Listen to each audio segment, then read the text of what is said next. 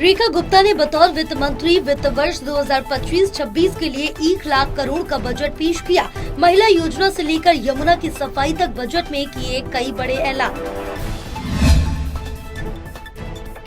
बड़े गर्व के साथ मैं आज इस सदन के समक्ष बताना चाहती हूँ कि इस बार का दिल्ली सरकार का बजट ऐतिहासिक है। 1 लाख करोड़ रुपए का प्रस्तावित किया गया है। 1 लाख करोड़ रुपए का बजट प्रस्तावित किया गया है।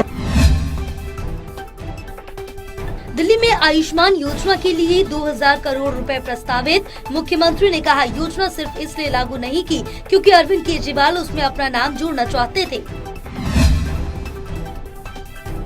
मैं बताना चाहती हूँ कि WHO के अनुसार 1000 की आबादी पे 5 अस्पतालों में 5 बेड उपलब्ध होंगे। 1000 की आबादी पे 5 तो हो कम से कम। पर दिल्ली इतनी निर्भागी है कि केवल 2-2.5 बेड की एवरेज मिलती है। ये दिल्ली का स्वास्थ्य मॉडल है जो पिछली सरकारों ने प्रस्तुत किया। दिल्ली सरकार ने महिला समृद्धि योजना के लिए 5100 करोड़ रुपए के बजट का आवंटन किया। मातृत्व योजना के लिए 210 करोड़ रुपए आवंटित। गर्भवती महिलाओं को दी जाएगी 21,000 की मदद। महिला समृद्धि योजना, बहनों को 2500 रुपए देना, ये हमारा संकल्प है, प्रतिबद्धता है। उसके लिए हमने 5100 करोड़ रुपए रखे हैं और निश्चित देंगे। दिल्ली के ढांचागत विकास के लिए 1000 करोड़ रुपए के बजट का आवंटन किया गया। रेखा गुप्ता ने कहा, केंद्रीय सड़क परिवहन और शहरी विकास मंत्रालय के सहयोग से दिल्ली NCR क्षेत्र में कनेक्टिविटी की जाएगी बेहतर।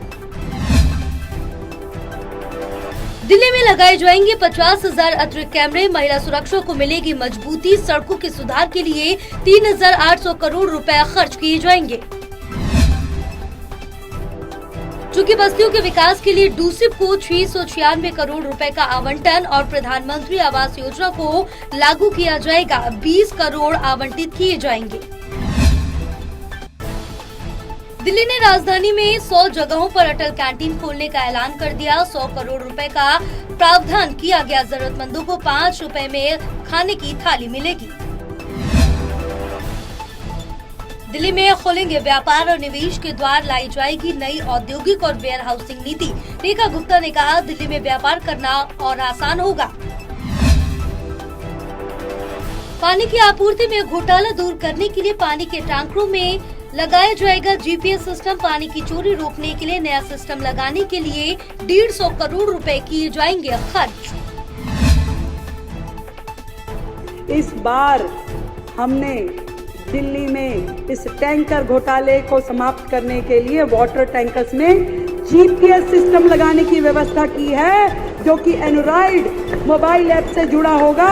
उस पर लिखा होगा दिल्ली जल बोर्ड टैंकर डेवलपमेंट करेंगे और नागरिक, वहाँ के लोकल रेजिडेंट RW अपने टैंकर की मॉनिटरिंग कर सकती है, ट्रैकिंग कर सकती है। तो सब में GPS होगा और एक उसका कमांड सेंटर यहाँ पे होगा जिसके माध्यम से उनको ट्रैक किया जाए।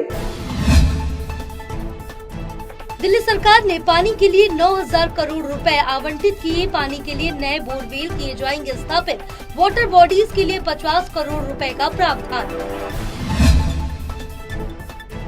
दिल्ली बजट में यमुना सफाई के लिए 500 करोड़ रुपए का प्रावधान। नजफगढ़ ड्रेन के लिए 200 करोड़ रुपए का आवंटन। हरियाणा से दिल्ली आने वाली नहर को पाइपलाइन में बदला जाएगा। CLC ड्रेन की मरम्मत करने के लिए 50 करोड़ का फंड। जल आपूर्ति से वंचित जो एरिया है वहां जल आपूर्ति करने के लिए 50 करोड़ का फंड। नजफगढ़ ड्रेन में जो परिवर्तन करने, उसको रेनोवेट करने के लिए 200 करोड़ का फंड रखा गया है। दिल्ली बजट में शिक्षा क्षेत्र के लिए हुए कई बड़े ऐलान। PM श्री स्कूल के लिए 100 करोड़ का बजट। 100 स्कूलों में खुलेगी भाषा लैब। 21 करोड़ रुपए आवंटित किए गए। रेखा गुप्ता ने बुजुर्गों के लिए पेंशन बढ़ाने का किया ऐलान। वृद्धा पेंशन स्कीम में की गई 500 रुपए की वृद्धि। 60 से 70 साल के बुजुर्गों को 2500 रुपए मिलेगी मासिक पेंशन।